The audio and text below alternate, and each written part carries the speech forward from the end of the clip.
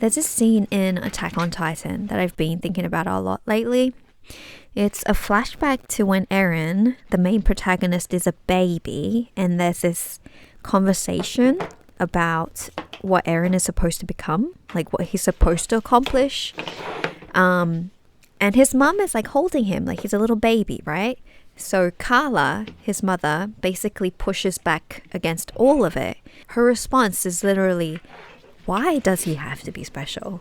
He doesn't have to even become some extraordinary person to have value in this world. He's already special because he exists, because he was wanted.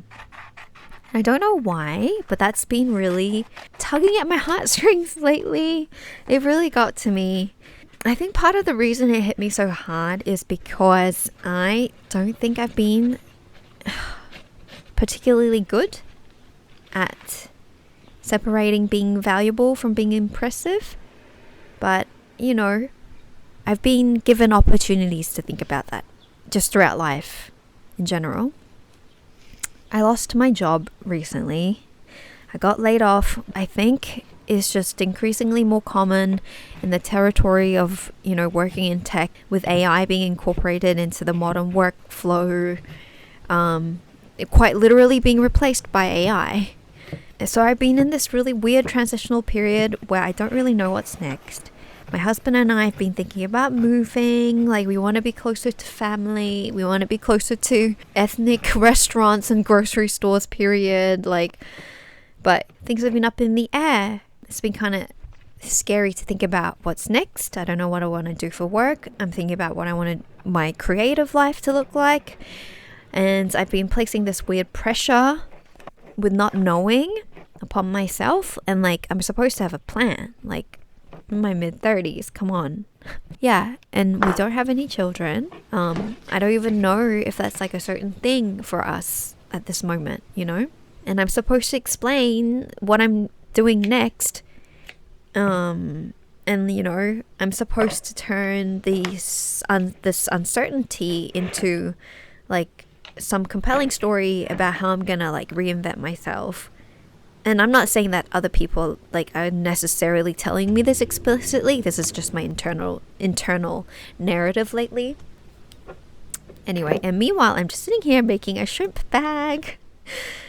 But to be fair, I think I've been needing to make shit like this because I know a lot of you relate. Like, job interviews have started to feel a bit like humiliation rituals lately. Like, go into my room, like my hands are shaking because I'm nervous. I'm on a Zoom call. Suddenly I'm trying to remember like every single thing I've accomplished in my career.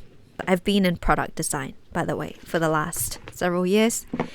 So I'm like trying to explain to them why I'm good enough. And then I leave and I'm like, my pits are sweating. And then I immediately think of everything I should have said. I'm like, I should have mentioned that project. I should have explained that better. You know, why did my thoughts get so bumbling at that point?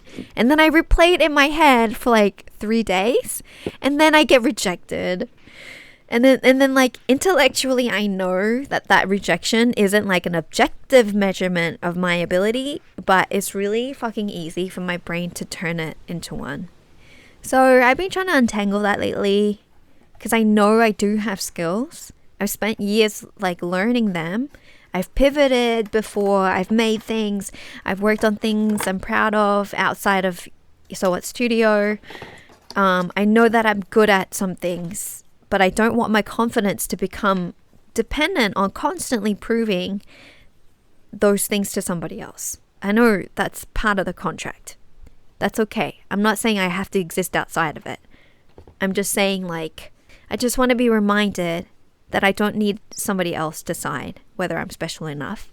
You know, because like it goes from like ever since you're a child, it goes from report card, then you graduate into the real world and it becomes your resume. And then, yeah, you know what I mean.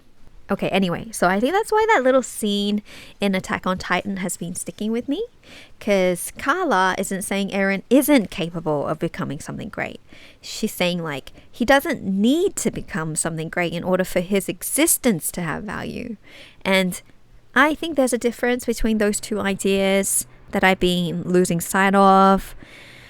Like, I can want things. We are allowed to want things. We can want a good job. We can want to make things that people love. I can want to grow this little business, and I can want to make YouTube videos, and I don't know. Maybe someday have people actually care enough about them that somebody wants to sponsor one. I don't know. I'm like embarrassed to say that. But I don't like, there's no shame. We can want to have all of those things. But none of that, or even wanting that, can be the thing that makes me worth something. And I think that idea of being loved just for existing has always felt a little strange to me. And I don't mean that in some huge dramatic way. I think I'm saying, what am I trying to say? I think I'm saying I don't think I grew up with particularly that kind of strong vocabulary for that kind of love. So when I see it expressed really openly in stories, it stops me in my tracks. So someone looking at a child and a baby and essentially saying, like, you don't have to earn this. Like, you don't have to become anything. You're already enough because you're here. I think there's a part of me that is like, you're a fraud. You don't mean that. Like, I still find it incredibly difficult to believe. But that's why I keep noticing it when it comes up in stories. Anyway, I don't think I have some big conclusion about this all yet. I'm still figuring it out. I still want things. I'm still going to apply for jobs. I'm still going to worry about whether I said the wrong thing in an interview. I'm still going to want people to like the things I make. I don't think there's any shame in that. I don't have the answer to suddenly stop caring about any of that.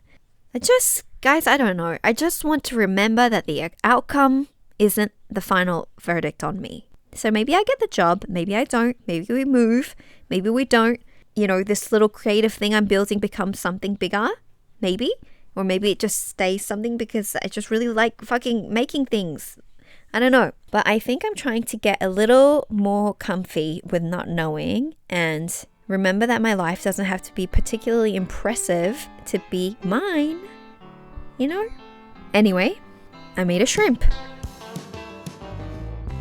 Hey, hi! Thank you for making it all the way to the end, to the postscript. I know it's been a while. I've been wanting to try something a little different with my videos. And I want to keep making vlogs, but they do take a long time to record and edit. So I will get back into them, but in the meantime, I want to try making some shorter form videos like this. I'm informally calling this series Making Things While I Think About Things. I've just realized I've really missed having a space where I can sit down and articulate my thoughts. This isn't great, but I've been journaling less, I've been talking to myself less, making videos less, and I just feel like I've gotten a little rusty at actually putting my thoughts into my words. So I thought, why not practice my making things? You know? I'm going to try doing one of these every week. Sometimes I'll probably talk about a quote or a story that's been stuck in my head. Sometimes it'll just be something I've been thinking about. Anyway, that's the experiment. If you like this kind of thing, please stick around. And honestly, you can keep me accountable because I really want to see if I can actually do one every week. Thank you for watching. I will see you next week. Goodbye.